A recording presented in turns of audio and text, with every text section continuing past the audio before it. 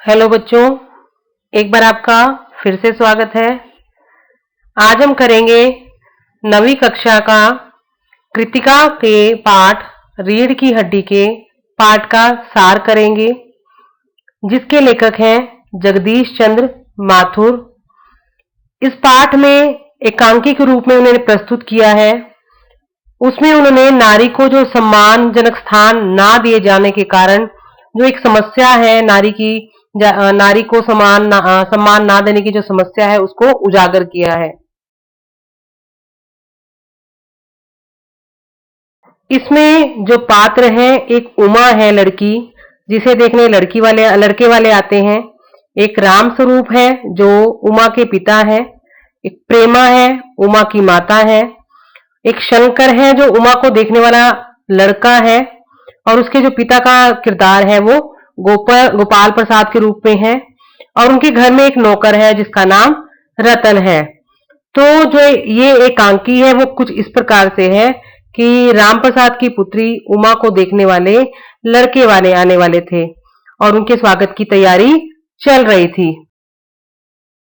रामस्वरूप अपने नौकर के साथ तख्त पर और उस पर बिछाई जाने वाली चादर को ठीक करते हैं, क्योंकि लड़के वाले आने वाले हैं तो सब कुछ ठीक ठाक होना चाहिए।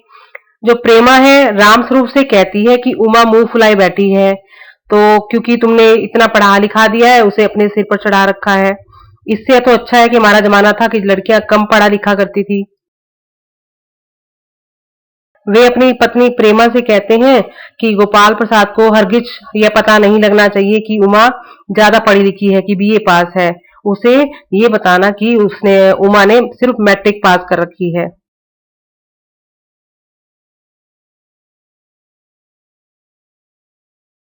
जो लड़के वाले हैं वो पुराने ख्यालात के हैं, और उन्हें उन्हें अपने लिए सिर्फ कम पढ़ी लिखी लड़की चाहिए।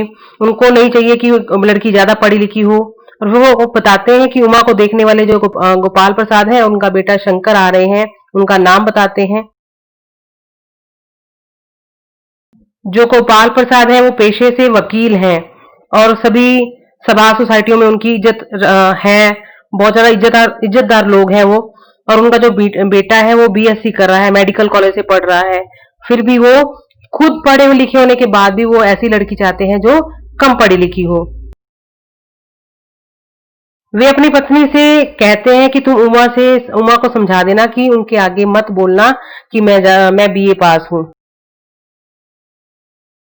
उसके बाद जब गोपाल प्रसाद अपने बेटे शंकर के साथ आते हैं, तो जो राम स्वरूप है वो उनका स्वागत करते हैं। फिर दोनों जब मिलते हैं तो अपने अपने जमाने की बातें करने लग जाते हैं, और बातें करते करते उनके लिए नाश्ता आ जाता है। और वो जो बातें कर रहे हैं, गोपाल प्रसाद का मानना है कि लड़कियों को ज्यादा पढ़ाना लिखाना नहीं चाहिए, क्योंकि लड़कियां जो हैं घर के लिए बनी हैं और जो लड़के हैं वो बाहर के लिए बने हैं। वो कहते हैं कि मुझे अपने बेटे के लिए कम पढ़ी लिखी यानी कि मैट्रिक पास लड़की चाहिए। तो जो रामस्वरूप है वो भी गोपाल प्रसाद की बातों का समर्थन करते हैं। उन दोनों की जब बातें चल रही होती हैं, तो इसी बीच उमा आ जाती है। और इतने में वो देखती है कि इतने में लड़कियों के खिलाफ वो दोनों आपस में बात कर रहे हैं। तो उमा जो गोपाल प्रसाद थे, उमा की चाल और चेहरा देखने की बात करते हैं।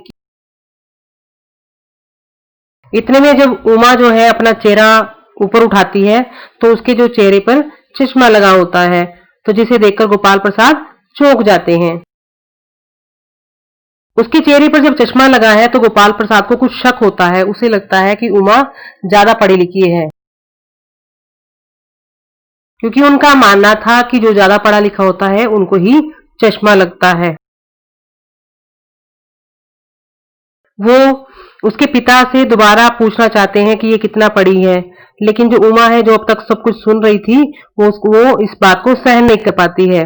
और वह उनसे कहती है कि वह फर्नीचर से भी बदतर है, क्योंकि फर्नीचर खरीदने वाला जो आने वाला व्यक्ति है वो फर्नीचर को देखता है। कोई फर्नीचर से कोई प्रश्न नहीं पूछता है। इतना सुनने के बाद जो गोपाल प्रसाद हैं, उमा की शिक्षा के प्रति जो उनका संदेह है वो विश्वास में बदल जाता है। उन्हें लगता है कि जो उमा है वो ज्यादा पढ़ी लिखी है।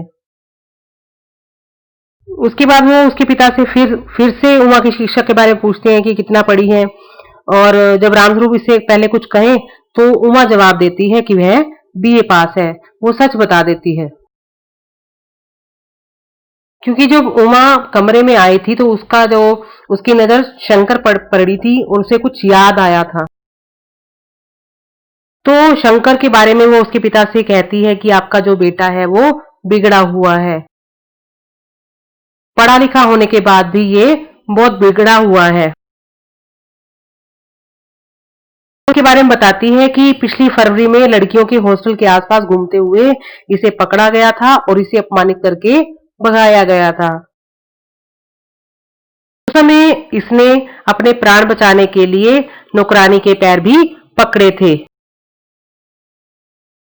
वो कहती है कि मैंने बीए पास किया है, कोई चोरी नहीं की, कोई पाप नहीं किया, मुझे तो अपनी इज्जत का ख्याल है। उसकी ऐसी बातों को सुनकर गोपाल प्रसाद जो है वो गुस्से से खड़े हो जाते हैं। वो उनको लगता है कि मेरा इसने बहुत अपमान किया है और वो अपने बेटे को भी चलने के लिए कहते हैं।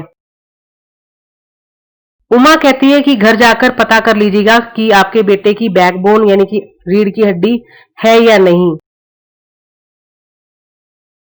उसकी बातों को सुनकर जो गोपाल दास है वो अपने आप को अपमानित महसूस करते हैं और उनका जो चेहरा है वो रोने जैसा हो जाता है और वो शंकर को लेकर बाहर निकल जाते हैं, यानी अपमानित होकर उसके उमा के घर से निकल जाते हैं।